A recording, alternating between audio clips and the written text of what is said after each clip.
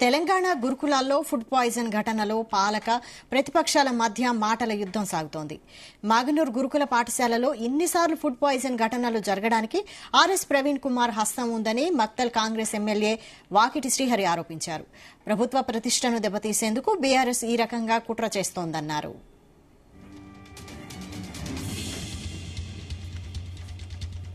మరి అందరి పర్యవేక్షణలో కూడా మళ్ళీ ఎక్కడో తప్పుదో జరుగుతూ ఉంది.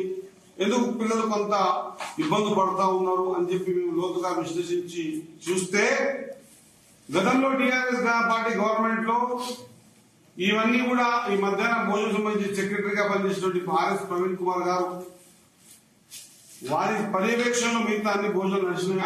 ఆ సిస్టమ్ నడిచింది కాబట్టి ఇప్పటికీ వారి చేతనే ఈ సిస్టమ్ నడుస్తా ఉంది.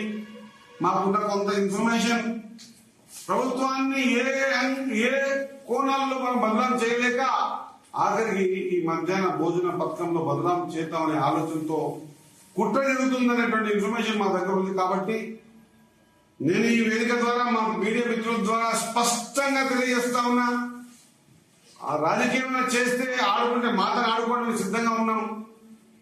పిల్లల మధ్యాహ్న భోజనం విషయంలో ఇంకా పూర్తి వివరాలు బయటకు వస్తున్నాయి.